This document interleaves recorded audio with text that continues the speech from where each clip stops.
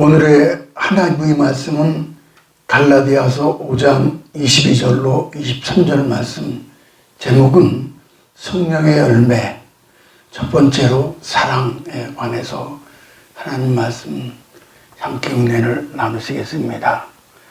오순절 마가의 다락방에 모여서 기도하던 120명의 성도들에게 성령의 임재로 말미암아 교회 시대가 도래가 되었습니다.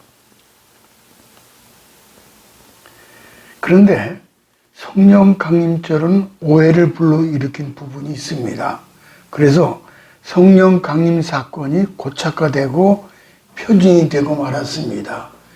초창기 이제 마가다락방에 있었던 그거를 고착화된 거죠. 내용을 좀 볼까요? 계속해서요. 그것은 성령이 임하는 교회는 뜨겁고 열정적인인데 여기에 얽매임으로 말미암아 성령의 다양한 역사를 제한하게 되었다는 거예요.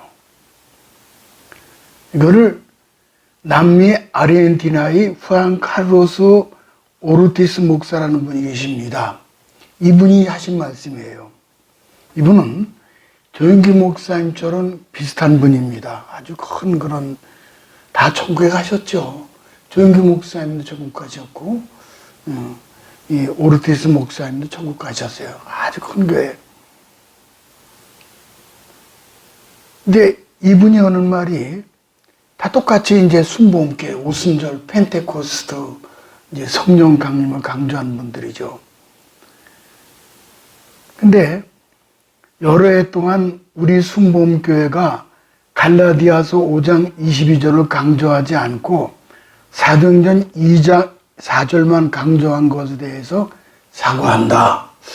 그러면 이 메시지를 접하면서 이 조영기 목사님도 대단한 분이지만은 그 목사님 그렇게 말씀 안 하셨거든요. 근데 이 오르티스 목사님은 사과를 발표를 했습니다. 사도행전 2장 4절을 가볼까요? 저희가 다 성령의 충만함을 받고 성령의 말하게 하심을 따라 다른 방언으로 말하기를 시작하니라. 사도행전 2장 4절에 따라 성령 충만을 주옵소서 받고 말씀드리면은 성령의 은사 중 하나인 방언에만 치중했다는 거예요. 방언에만 치중을 했다. 필요하죠. 꼭 필요한 겁니다. 그런데 거기에 치중한 거예요. 만일 갈라디아서 5장 22절에 따라서 성령 충만을 주옵소서 했다면 성령의 열매로 기독교 역사가 달라졌으라는 거라는 거예요. 갈라디아 5장 23절을 다시 한번 볼까요? 오직 성령의 열매는 사랑과 희락과 평과 오랜 참음과 자비의 양성과 충성과 온유와 절제니 이 같은 것을 금지할 법이 없느니라. 또 마태복음 7장 20절에 예수님은 그들의 열매로 그들을 알리라. 그렇게 말씀하셨어요. 선한 나무와 악한 나무를 구분하는 방법은 열매를 통해서 알 것이라는 겁니다. 예수님께서 독실한 신앙에 대해 성령의 은사로 아는 것이 아니라 성령의 열매로 안다고 말씀하셨잖아요. 짐승을 잡으려고 할 때 총구를 꼬리가 아니라 머리에 겨눕니다. 왜냐하면 머리를 맞추면 죽일 수 있기 때문입니다. 그래서 머리는 성령의 열매이고 꼬리는 방언이라는 거예요. 사람들은 성령의 열매 대신 꼬리는 은사를 구한다는 거예요. 방언 주십시오. 치유 은사를 주십시오. 그러나 은사는 영적 성숙과 비례하지 않습니다. 그래서 성령의 은사가 충만했던 고린도 교회가 영적 성숙과는 다른 분쟁의 길을 걸어왔던 것이 사실입니다. 그러므로 우리는 성령의 열매를 구하고 성령의 열매를 맺는 삶이야말로 가장 성령 충만한 삶인 것을 우리가 믿어야 합니다. 자, 여기까지 정리를 하게 되면은 조영기 목사님이나 오르티스 목사님이나 고민이 뭐예요? 장로교도 마찬가지죠. 욱하는 목사님 고민이 뭐예요? 은사가 있어서 뭐 이렇게 저렇게 뭐 병자가 벌떡벌떡 일어나고 방언하고 뭐 근데 그것보다 중요한 건 뭔고 아니? 성령의 열매가 안 믿지. 매 쌈박질하고 그런다는 거예요. 나는 바울파다 개바파다 뭐. 고린도 교회가 왜 그런 분쟁이 있었습니까? 사랑의 열매가 없는 거예요. 교인들이 변화가 안 되는 거예요. 그것 때문에 고민하는 거예요. 조영희 목사님도 오르티스 목사님도 그걸 얘기했을 겁니다. 분명히 은사가 나오는데 성령의 열매가 안 나오는 거예요. 고린도전서 13장 13절을 가보게 되면은 그런즉 믿음, 소망, 사랑 이 세 가지는 항상 있을 것인데 그 중에 제일은 사랑이라. 우리는 신앙생활에서 믿음으로 살아야 합니다. 소망으로 살아야죠. 근데 왜 사랑이 제일입니까? 한 성도가 꿈에 천국에서 쇼핑을 하는데 가장 우선 보니까 사랑이 참 필요하더라는 거예요. 이 사랑을 갓대에 실었습니다. 이웃과 사는 것이 중요해서 실학과 화평도 실었고 참지 못할 일도 있을 것 같아 가지고 오랜 참음도 담았습니다. 강박하지 않기 위해서 자비와 양성과 충성도 충분히 담았습니다. 부드럽게 살기 위해서 온유와 절제도 한 묶음 실었습니다. 계산대로 가니까는 천사가 값을 물어보니 공짜라는 거예요. 꿈에서 깨어나서 보니까는 이 모든 것이 성령의 열매라는 거예요. 은사가 아니라 열매예요. 오늘은 왜 사랑이 제일인지를 이제 하나씩 살펴보도록 하겠습니다. 첫째는 이 세상 것은 영원하지 않습니다. 헬라어 사랑은 네 가지 종류가 있죠. 여기 보면은 사랑은 네 가지가 있는데 에로스는 이성 간의 육체적인 사랑, 스톨게는 부모와 자식 간의 사랑, 형제도 거기 포함되죠. 그 다음에 필레오는 친구 간의 사랑, 이건 사회를 나와서 사회에서 아카페, 신과 사람 사이의 사랑으로 하나님의 사랑이죠. 이 세상에서 사랑 싫어하는 사람은 아무도 없어요. 짐승들도 사랑해주면 그것을 알고 깊게 교감을 하잖아요. 우리는 서로 사랑을 주고받으며 사랑 때문에 고생도 인내하고 또 사랑 때문에 그 인격이 아름답게 변하기도 합니다. 그런데 이 세상에서 사랑은 부모의 사랑, 부부의 사랑, 가족, 친구의 사랑도 있지만은 영원한 사랑은 하나님께서 인간을 사랑해 주신 그 아카페 사랑이라는 거예요. 근데 이 사랑을 깊이 이해하지 못하면은 인간은 착각할 때가 있어요. 우리는 그저 내가 보기에는 좋아 보이는 것은 언제나 그것이 내게 있어야 할 것처럼 생각합니다. 착각이에요. 예를 들어서 생각해 보면은 아마 우리 모두 다 이런 경험이 있습니다. 아침에 출근길에 보니 장대 같은 비가 내립니다. 그 출근길에 우산 가운데 아주 큰 거, 든든한 거 골라가지고 쓰고 나갑니다. 그렇잖아요? 아침에. 한참 가다 보니까 날이 개어요. 그럼 그때부터 우산은 성가신 존재가 되는 거예요. 우산을 내버릴 수도 없고 또 가지고 다니자니 걱정스러워요. 또 비싼 우산 같으면 어디에 두고 잊어버리지 않을까 걱정되죠. 비가 올 때는 우산이 꼭 필요합니다. 그러나 비가 오지 않으면 불필요해요. 오히려 우산을 들고 다니는 것이 불편한 것이 사실입니다. 마찬가지입니다. 내게 있는 것이라고 해서 항상 내게 꼭 필요한 것은 아닙니다. 돈이나 물질은 어떻습니까? 돈만 있으면 필요한 것 언제라도 살 수 있기 때문에 돈은 항상 내게 있어야 된다고 생각합니다. 그러나 꼭 그렇지 않아요. 영화 타이타닉을 다 보셨잖아요. 배가 빙산과 충돌해서 침몰합니다. 구명 보트의 수는 절대적으로 부족합니다. 그래서 서로 타겠다라고 아우성이잖아요. 근데 수십억 원을 준다 한들 내 자리를 다른 사람에게 양보하겠습니까? 그렇지 않죠. 돈은 아무 소용이 없다는 거예요. 금문부하가 아무리 많은들 무슨 소용이 있어요. 오히려 헤엄치다가 그 무게로 인해서 가라앉아 죽임을 당합니다. 또 우리가 아무리 돈이 많더라도 살 수 없는 것이 이 세상에 얼마나 많아요. 돈 좀 보여드릴까요? 5만 원 다발이에요. 얼마나 말해요. 우리가 돈으로 그 책은 살 수 있습니다. 그러나 지식은 살 수 없잖아요. 우리가 돈으로 얼마든지 맛있는 음식을 살 수 있지만은 그러나 입맛은 살 수가 없어요. 우리가 돈만 있으면 아파트와 고급 자동차도 살 수 있습니다. 그러나 그것으로 행복까지는 살 수가 없는 거예요. 돈으로 사람 얼마든지 살 수 있어요. 그러나 그 사람의 깊은 속 마음은 살 수가 없습니다. 더군다나 우리가 이 세상 떠날 때 일체 가지고 가지 못합니다. 그래서 사람 죽을 때는 수유에는 주머니가 없다고 그러잖아요. 그 옛날 고린도 교인들이 그토록 사모했던 은사도 마찬가지입니다. 고린도전서 1장 7절에 보니까 너희가 모든 은사에 부족함이 없다 그랬어요. 당시 고린도 교회들은 모든 은사에 부족함이 없다고 했죠. 은사가 너무나 풍성했습니다.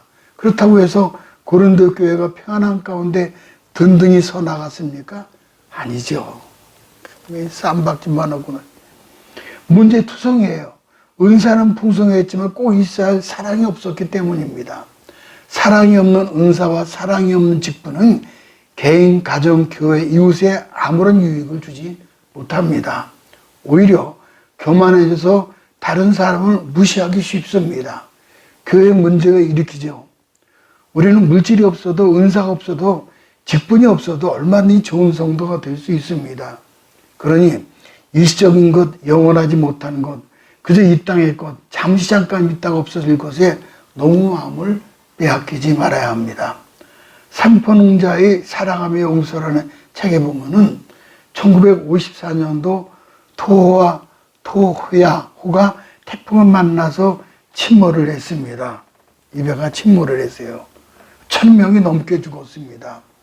이날 밤 조난으로 사망을 했는데 1000명이 넘게. 근데 이 배에 2명의 외국인 선교사가 승선하고 있었는데 그들은 구명대가 없는 젊은 남자에게 자기들의 구명복을 입혀주고 자기들은 죽어갔더라고. 역사에 나와 있어요. 그녀는 삼포농자는 이 선교사님의 사진을 자기 방에 걸어놓고 자기도 그렇게 살아야 되겠다. 그렇게 결단했다는 거예요.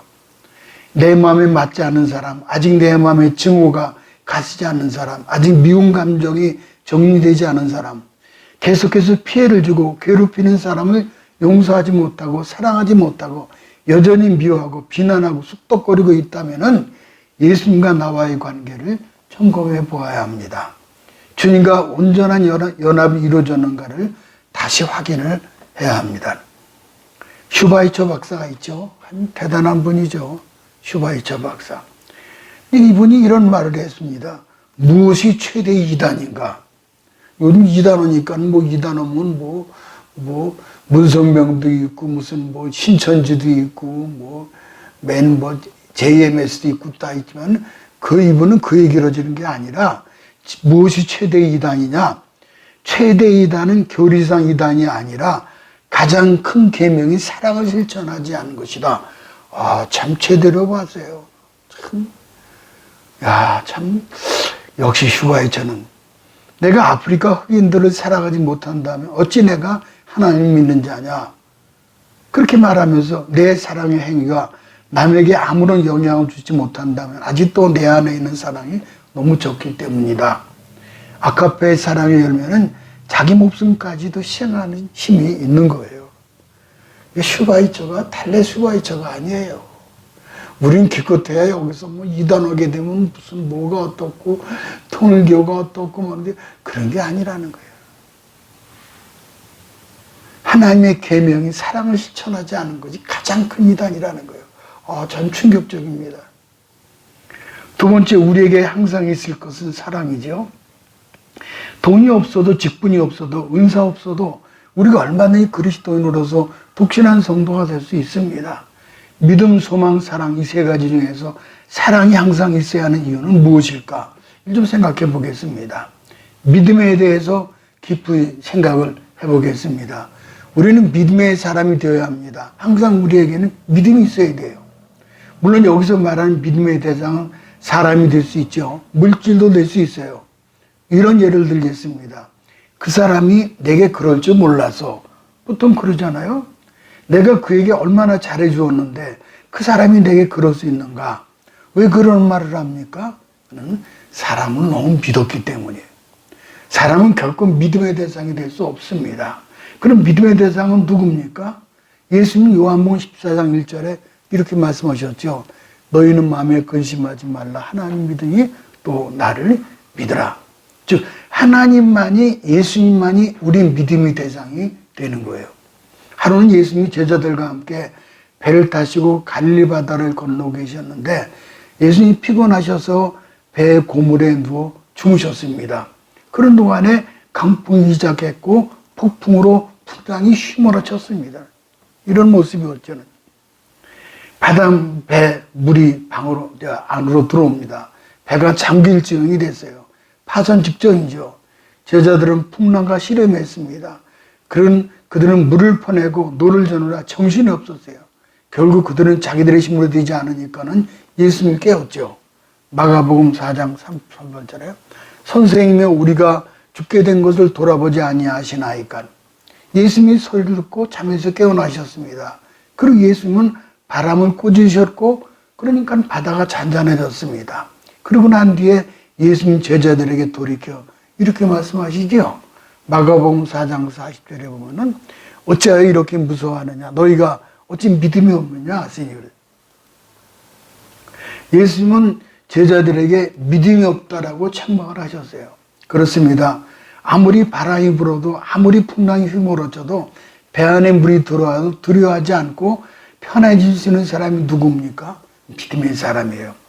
전능하신 하나님 지금 나와 함께 계시고 나의 생사보존하신다는 믿음을 가진 사람은 세상 풍랑이 아무리 휘몰아쳐도 두려워하지 않습니다. 무수하지 않아요. 마음이 평안이 있는 거죠. 그러므로 믿음의 사람이 되어야 합니다. 우리에게 믿음이 있어야 하는 것이고 소망도 마찬가지죠. 성경의 사람은 40일을 아무것도 먹지 않아도 살 수 있잖아요. 기록에 의하면은 28분 동안 쉬지 않고도 살아남을 수 있다라고 되어 있습니다. 사람을 정말 끈질깁니다. 그런데 소망이 없으면 단 1분도 살아갈 수 없어요. 사람이 스스로 목숨을 끊는 이유가 그겁니다. 아무리 둘러봐도 희망이 보이질 않아요. 희망이 있으면 어떠한 삶의 역경이라도 이겨낼 수 있는데, 근데 더 귀한 것은 뭐죠? 사랑이에요. 영국 옥스퍼드대 C.S. 루이스 교수의 말을 보면은 참 기가 막혀요. 어떻게 이런 사고를 가지고 할 수 있는가? 9번 사랑에 대해 이렇게 얘기하셨어요. 루이스 교수님은 사랑은 에로스의 사랑에 의해서 태어나죠. 그렇잖아요, 사람은. 그 다음에 스톨게, 부모와 가족, 형제들의 돌봄에 의해서 양육받고, 그 다음에 사회에 나가서 필로스 사랑에 의해서 성숙되고, 그 다음에는 아가페의 사랑에 의해서 완성이 된다. 어쩌면 이렇게 정의를 잘 내렸어요. 참 기가 막힌 일들이. 루이스 교수의 아가페 사랑에 대한 완성의 논리는 참으로 명쾌합니다. 성경에 보면은 600가지가 넘는 많은 계명들이 나오는데 이것을 10가지로 줄인 것이 뭐예요? 그게 10계명이에요. 그러니까 계명이 600몇 가지가 되는데 10가지로 감추는 건 10계명이에요. 이 10계명을 우리에게 주셨죠, 이렇게. 그런데 신약에 와서 예수님이 2가지로 요약해서 말씀해 주셨는데 그게 뭐예요? 하나님 사랑, 이웃 사랑이라는 거예요. 이 둘을 합치면 뭡니까? 한마디로 그는 사랑이라는 거예요, 사랑. 한마디로 사랑. 우리는 사랑을 떠나서 결코 생각할 수 없는 존재입니다. 데살로니가전서 1장 3절을 가볼까요? 이런 말씀이 있어요. 너의 믿음의 역사와 사랑의 수고와 우리 주 예수 그리스도에 대한 소망의 인내를 우리 하나님 아버지 앞에 끊임없이 기억하미니 그랬어요. 자, 이 말씀 잘 보세요. 믿음에는 역사가 따르고 소망에는 인내가 있고 사랑에는 수고가 있다는 거예요. 잘 보세요. 믿음의 역사. 믿음은 역사와 연결이 되죠. 믿음은 역사입니다. 그리고 소망의 인내. 소망은 무엇하고 연결되죠? 인내라는 거예요. 아, 믿음에는 역사, 소망에는 인내. 그러면은 사랑은 무엇과 연결됩니까? 사랑에는 수고라는 거예요. 아멘. 사랑에는 수고다. 이 수고가 있어야 돼. 사랑에는 행함의 실천이 있어야 되는 거예요. 사랑의 수고. 그래서 예수님이 이것을 일깨워주기 위해서 우리에게 사마리아 비유를 말씀해 주신 거예요. 선한 사마리아. 이 그림이잖아요. 선한 사마리아. 근데 그 한 사람이 여리고로 내려가다가 강도를 만났어요. 근데 그 제사장도 지나가다 그냥 지나치고 레위인도 그냥 지나치는데 사마리아 사람이 그만 이제 치료를 해주는 거예요. 여러분, 사마리아 사람이 뭐예요? 이방인이에요. 유대인이 아니에요. 근데 사마리아 사람이 이제 강도 만난 자에 다가가가지고 그의 상처에 기름과 포도를 부어주고 싸매어줘요. 그리고 남들이 짐승에 태워서 주막에 데리고 갔고 만약 비용이 더 들면 돌아올 때 주겠다는 거예요. 이와 같이 사랑에는 실천이 있어야 되는 거예요. 당시 사마리아 사람은 이방인이잖아요. 예수는 그러면서 누가 강도 만난 자 이웃이냐? 사마리아 사람이에요. 너는 유대인이라고 하면서도 그런 일을 안 하잖아요. 이 사랑에는 수고가 있는 거예요. 많은 것을 생각하게 해줘요. 사랑에는 수고가 있구나. 수고가 따라야 한다는 거예요. 예수님은 사랑을 베푼 자 아니다 그랬더니 너도 가서 그렇게 하라. 이웃을 내 몸과 같이 사랑하라. 부족함을 아파하고 괴로워할 때 앞에서 말씀드린 루이스의 말을 보면 이렇습니다. 내게 사랑이 있느냐 없느냐를 따지면서 괴로워하지 말아라. 오히려 내게 사랑이 있는 것처럼 지금 그 사람을 사랑하고 있는 것처럼 행하라. 그러다 보면 나도 모르게 실제로 그 사람을 사랑하게 될 것이다. 참 귀한 말씀. 그렇습니다. 사랑은 실천의 훈련이에요. 수고예요. 마치 내게 사랑이 있는 것처럼 수고하시기 바랍니다. 거울을 보고 얼굴 표정도 부드럽게 하고 말도 편안하게 할 수 있도록 연습하면 마침내 실제 사랑의 사람으로 변모되는 것입니다. 마지막 세 번째, 그 중에 제일은 사랑이라 그랬습니다. 예를 들면은 세 변으로 되어 있는 안정된 삼각형이 있습니다. 근데 이 세 변의 이름은 각각 믿음, 소망, 사랑입니다. 근데 이 세 변을 보면은 세 변의 길이가 똑같질 않아요. 한 변이 더 길어요. 그 긴 변의 이름이 뭡니까? 거의 사랑이라는 거예요. 그러면은 세 가지를 좀 보면은 첫째는 믿음과 소망은 자신을 위한 것이에요. 믿음, 소망, 자신을 위한 거예요. 그러나 사랑은 베푸는 것이니까는 따져보면은 다른 사람을 위한 것이에요. 사랑은 타인을 위한 것이고 믿음과 소망은 본인을 위한 것이에요. 그래서 사랑은 믿음과 소망보다 더 훨씬 우월합니다. 영국의 크로멜 시대에 병사 한 사람이 죄를 지어서 사형 선고를 받았습니다. 교회담역 광장에서 저녁 종소리와 함께 집행될 예정이었습니다. 그 병사에게는 사랑하는 한 여인이 있었습니다. 여인은 사랑하는 사람을 살기 위해서 크로멜 장군을 찾아가서 목숨을 살려달라고 애원했습니다. 그러나 엄격한 장군은 그 여인의 말을 들어주지 않았습니다. 여인은 곧바로 교회를 달려가서 종치기에게 오늘 저녁은 종을 치지 말아달라고 부탁했습니다. 그런데 그 종치기는 귀머거리였어요. 종치기는 자신의 의무대로 종을 치기 시작했습니다. 그런데 사형장에는 총소리가 들지 않는 거예요. 크로멜 장군이 이상히 여겨서 종탑에 가보니 종 앞에는 피투성의 한 여인이 쓰러져 있는 거예요. 그러니까 종을 붙잡고서는 소리가 안 나도록 그를 맞은 거죠. 그를. 한 여인이 쓰러져 있는 거예요. 여인은 종소리를 맞게 자기 온몸으로 종에 맞선 겁니다. 장군은 감동을 했고 죄수를 사면해 주었다는 거예요. 예수의 사랑이 바로 이런 거 아닙니까? 죽을 수밖에 없는 우리에서 십자가에서 피 흘리신 거예요. 예수님이 십자가에서 피 흘리신 거예요.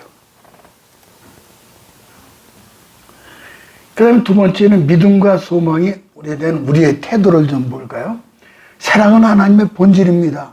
그래서 요한일서 4장 8절 16절에 보면 하나님을 가리켜서 가르제로보 하나님 사랑이시다 그랬어요. 그러나 성경 어디를 보아도 God is faith, 하나님 믿음이다. God is hope. 하나님이 희망이다. 물론 이건 믿음이나 희망은 맞지만은 본질적으로는 하나님이 사랑이라는 거예요. 그러니까 하나님은 믿음이다, 하나님이 희망이다 이런 표현은 없어요. 하나님의 본질은 뭐예요? 사랑이라는 거예요. 하나님의 본질은 사랑. 그러니까 사랑은 믿음과 소망보다 위에 있을 수밖에 없는 거예요. 라이브 잡지의 어느 기자가 영국을 방문했습니다. 지하철 식당에 앉아 아침 식사를 하는데 바로 앞자리에 노인 부부가 앉아 있는 거예요. 노인 부부가 이런 식으로 앉아 있는 거예요. 어린아이 같이 정답게 앉아 남편은 빵을 주문하고 아내는 차를 주문했습니다. 옷차림을 보아서 노 부부는 무척 가난한 듯 보였습니다. 두 사람은 누구의 시선도 아랑곳하지 않고 서로 마주보면서 손을 마주 잡고 조용히 주문한 것이 나오기를 기다리고 있었습니다. 마침내 주문한 빵과 차가 나왔습니다. 남편은 빵을 먹기 시작했고 아내는 뜨거운 차를 몇 모금 마시면서 남편의 모습을 지극히 바라보고 있었습니다. 빵을 먹던 남편을 바라보는 아내의 눈동자에는 한없이 고요한 평화가 맴돌았습니다. 남편은 먹던 빵의 절반을 아내의 테이블 앞으로 밀어놓더니 입에서 틀니를 꺼내서 닦아서 아내에게 건넸습니다.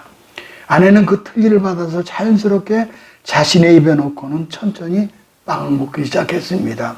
남편은 아내가 마시던 차를 마시며 아내의 모습을 그윽하게 다정스럽게 바라보았습니다. 코끝이 찡하며 눈시울이 뜨거워진 기자는 이 아름다운 사진을 그 사진기에 담았습니다. 가난도 수치도 사랑의 영광로에 들어가면 이렇게 다 녹아버립니다. 기자는 거기서 숭고한 아가페 사랑을 보았다라며 기사를 게재를 했습니다.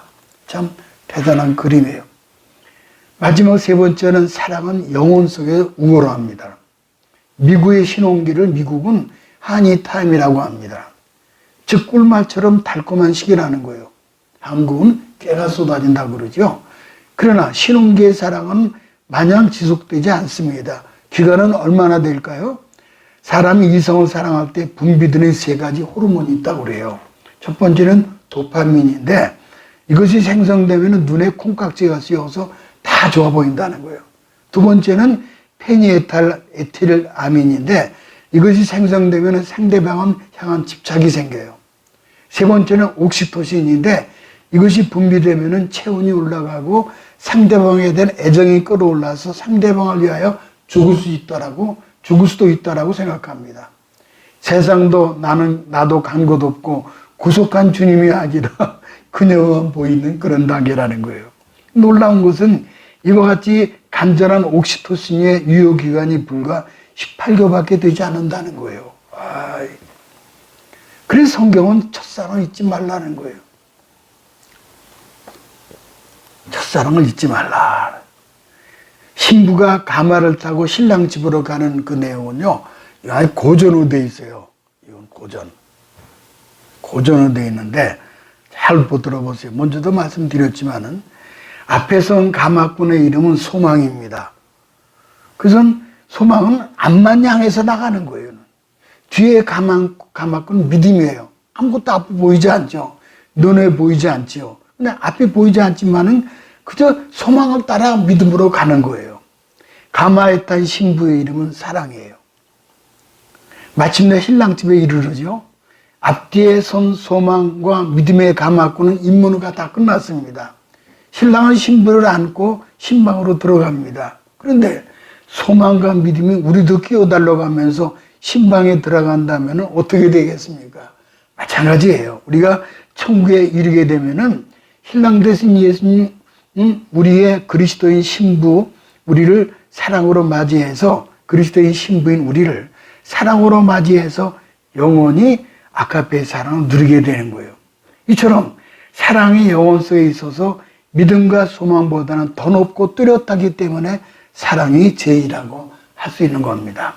사랑은 언제나 오래 참고 사랑은 언제나 온유하며 사랑은 시기하지 않으며 자랑도 교만하지 않으며 사랑은 무례히 행치 않고 진리와 함께 기뻐합니다. 모쪼록 이 아가페 첫사랑의 열매로 주님과 허니문이 영원하시기를 주님의 이름으로 축복합니다.